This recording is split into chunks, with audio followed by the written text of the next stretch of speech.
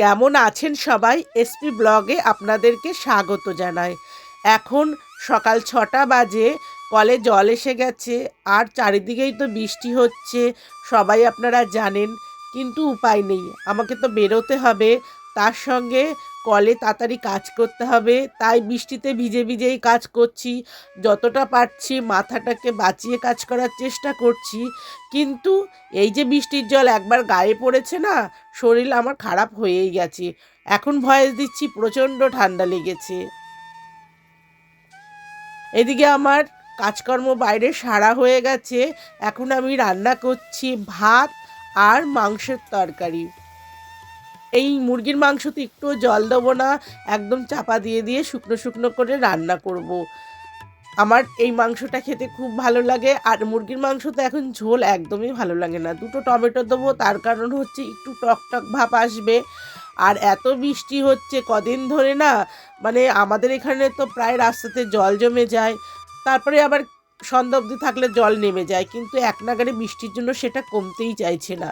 আর এখানে আমি ময়দা নিয়ে নিয়েছি, তার সঙ্গে নিয়েছি নুন, আর নিয়েছি গোলমরিচের গুঁড়ো, আর তার সঙ্গে নিয়েছি ক্যাপসিকাম, পেঁয়াজ, টমেটো, একটু লঙ্কা নিয়ে আমি একটু গোলা রুটি করব, ছেলের জন্য টিফিন করব। এই যে রান্নাগুলো আমি সকালে করছি, এগুলোর মধ্যে ছেলে সারাদিন খাবে, টিফিন খাবে, দুপুরে খাবে। আর আপনাদের দাদাভাই খাবারটা নিয়ে যাবে, ও যেহেতু বাড়ি থেকেই খাবার নিয়ে যায়। আর আমার খাবার আজকে করব না, কারণ আজকে আমি যাব আমার বাপের বাড়িতে, আমি ওখানেই আজকে খেয়ে নেব। আর এই গোলা রুটিগুলো করে দিয়ে যাচ্ছি টিফিনের জন্য। খুব ভালো লাগে খেতে যদি সব রকম সবজি দিয়ে গোলা রুটি করা হয়।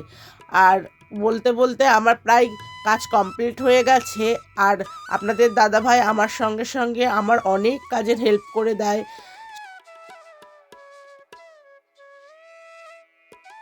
আর এই দেখুন গোলা রুটিটা করতে করতে একটু ছিঁড়ে গেছে, তাহলে চলুন ওকে খেতে দিয়ে আমি এখন ঝটপট বেরিয়ে যাব।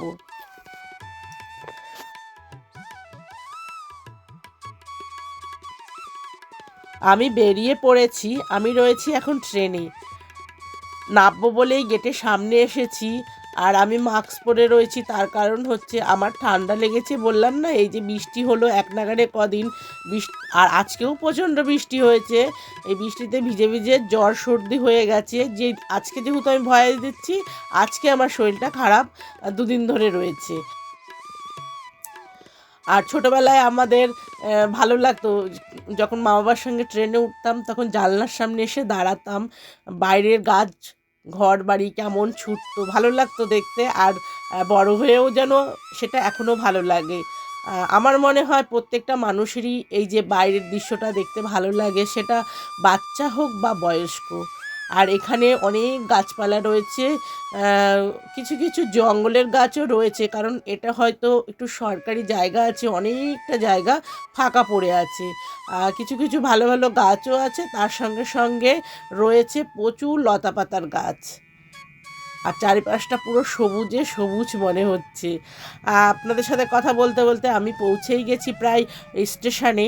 এবার অটো ধরবো, অটো ধরে পৌঁছে যাব বাপের বাড়িতে।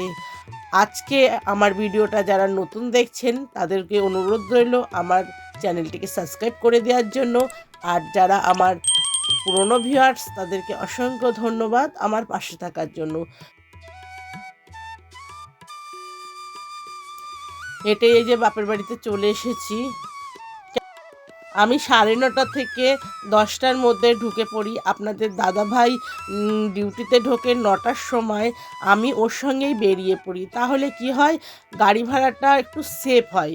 এখন এসে আমি জামা প্যান্ট ছেড়ে নিয়েছি, ছেড়ে নিয়ে মায়ের বিছানাগুলো পরিষ্কার করছি, কারণ মা আজকে ডায়ালিসিসে গেছে। আমার মায়ের যেহেতু ডায়ালিসিস হয়, সেই কারণেই আমি শুধুমাত্র ডায়ালিসিসের দিনগুলোই এখন আসি। আগে রোজ আসতাম, এখন রোজ আসি না, শুধুমাত্র ডায়ালিসিসের দিনগুলোই আসি। কোনো অসুবিধা হলে তাহলে তো এমার্জেন্সি আমরা পাশে গিয়ে দাঁড়াতে পারবো, সেই কারণেই আমার আশা। আর মা ওষুধ নিয়ে খেতে পারে না, ডাক্তারকে কিছু বলতে পারে না, মানে বুঝতে পারে না কোনটা বলবে না বলবে, ওষুধ কীভাবে খাবে ভুলে যায়। এর জন্য আর তাছাড়াও মায়ের ডায়ালিসিস হচ্ছে, মায়ের শরীর সেরকম একটা ভালো থাকে না এখন। আগে আমি হসপিটালে নিয়ে যেতাম, ওখানে বসে থাকতাম, তারপরে বাড়িতে নিয়ে আসতাম। কিন্তু এখন মা অনেকটাই ভালো আছে, একা একাই যাওয়া আসা করে। আমি আসি বাপের বাড়িতে, কিন্তু হসপিটালে এখন আমি বলতে গেলে আমি যাই না। যদি কোনো অসুবিধা হয় তাহলেই তবে আমি হসপিটালে যাই, না হলে কিন্তু আমি হসপিটালে যাই না। এইদিকে মায়ের সব বিছানা তোলা আমার কমপ্লিট হয়ে গেছে, আর কিছু কাচাকুচি রয়েছে, যেহেতু বিছানার চাদরটা চেঞ্জ করেছি সেগুলো কাচবো। মায়ের ডায়ালিসিসের জামা কাপড় রয়েছে সেগুলো কাচবো।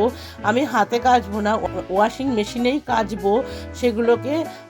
এখন মেশিনের সামনে নিয়ে এলাম। আর এই কুলোর মধ্যে রয়েছে সাদা জিরে। বর্ষাকাল না, জিরে অনেকগুলো করে কেনা থাকে বলে না একটা কেমন যেন হয়ে গেছে সাদা সাদা টাইপের, সেটাকে মা একটুখানি ভালো করে পরিষ্কার করে কুলোতে রেখে দিয়েছে। এখন আমি ওয়াশিং মেশিনটা চালিয়ে দিয়ে তারপরে খাবো টিফিন, কারণ সেই এসেছি এখনো পর্যন্ত টিফিন খাওয়া হয়নি। আমি বাড়ি থেকে রান্না বান্না, ছেলের খাবার দাবার জোগাড় করে, ঘরের কাজ সর্বস্ব করে রাস্তায় এসে আমরা একটু চা খাই, তারপরে টিফিনটা আমি এখানে এসেই খাই, কারণ অত তাড়াতে বাড়িতে কোনো টিফিন খাওয়ার সময়ই পাই না। এত তাড়াহুড়া লেগে যায়। বেরোনোর কথা আমাদের 8টায়, কিন্তু আমরা সেই বেরোতে বেরোতে 8:30, 8টা 15, 20 বেজে যায়। আর এদিকে আমি মেশিনটা চালিয়ে দিলাম। এখন ওর মতো ও কাচতে থাকুক, আমি হাত ধুয়ে এখন যাব একটু খেতে। প্রচণ্ড খিদে পেয়েছে। আজকে যেহেতু রান্নার দিদিভাই আসেনি, তার জন্য রান্না কিছু সেরম টিফিনে হয়নি। আমার ভাইয়ের বউ আমি দুজনা মিলে খেয়ে নিলাম ম্যাগিটা। ওই আমাকে করে দিয়েছে, বললো দিদিভাই নাও খাও, তাই আমি বসে বসে এখন ম্যাগিটা খাবো, একটু বিশ্রাম নিয়ে তারপরে রান্নার জোগাড় জানতে শুরু করব।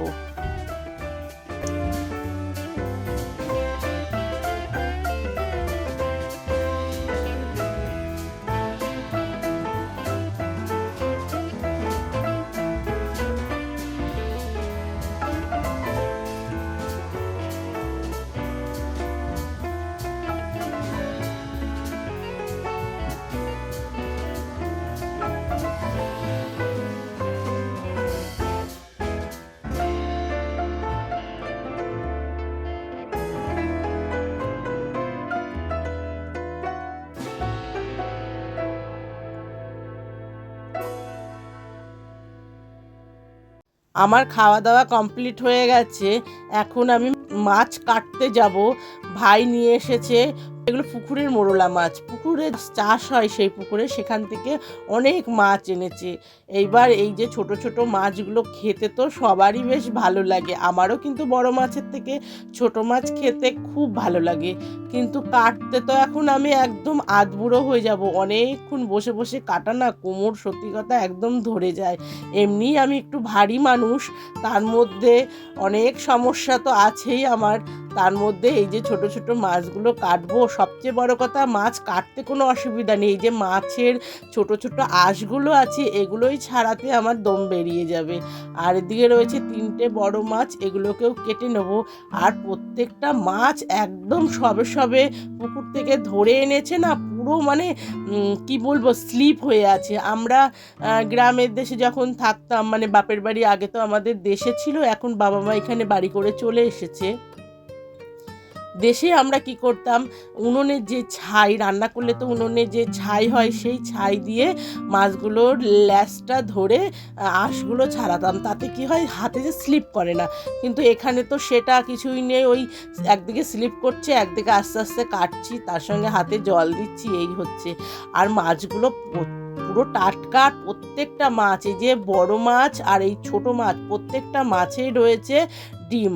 বর্ষার মাছ যেহেতু ডিম তো থাকবেই, পেটগুলো একটু পাতলা পাতলা, মাছের ডিম থাকলে পেটগুলো একটু পাতলা পাতলা হয়ে যায়। এত ডিম মাছ ধোয়ার সময় অনেক বেরিয়েও গেছে। আর বৃষ্টি তো এক নাগাড়ে হতেই আছে, সেই যে কবে থেকে বৃষ্টি হচ্ছে, ছাড়ার কোনো নাম নেই, জানি না কবে ছাড়বে। এদিকে আমার কাচাকুচিও হয়ে গেছে, আমি যে কাচাকুচিগুলো মেলবো উপায় নেই, প্রচণ্ড হচ্ছে বাইরে বৃষ্টি, তাই ভাবলাম ঘরের মধ্যেই জামা কাপড়গুলো একটা একটা করে মেলে দিই।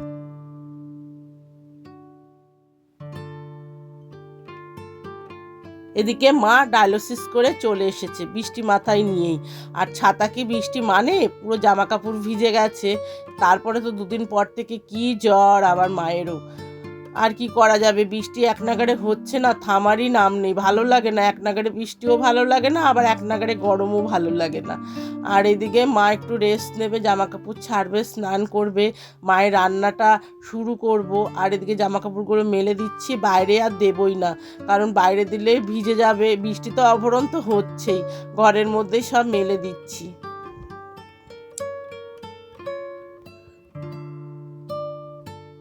এগুলো ঘরে মেলে দেবো।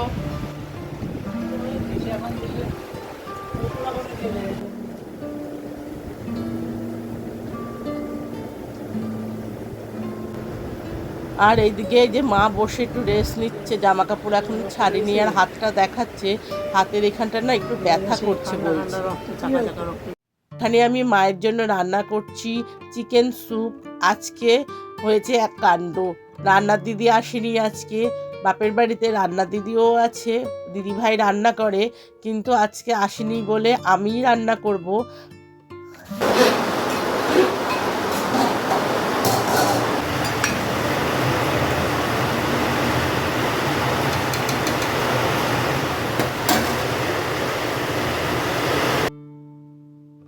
তার সঙ্গে মা ডায়ালিসিস থেকে এসেই সঙ্গে সঙ্গে আবার আমাকে কিছুটা কেটে দিচ্ছে, আবার নিজেও রান্না করবে, আবার আমাকে বলছে তুই ধুয়ে টুয়ে দে, আমি রান্না বান্না করি।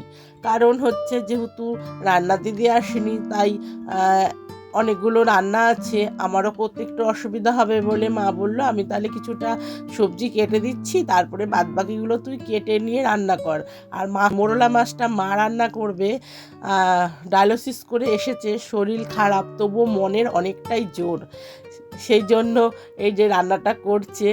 আর আমি কিছু কিছু জিনিস ধুয়ে দিচ্ছি, এগিয়ে দিচ্ছি, তাহলে কি মা একটু খুন্তি নাড়ানাড়ি করলে অতটা, ডায়ালিসিস করেছে একটু খারাপ তো থাকেই, অতটা খারাপ লাগবে না। আর মা শুধু মাছটাই রান্না করেছে, বাদবাকি রান্না আমিই সব করেছি।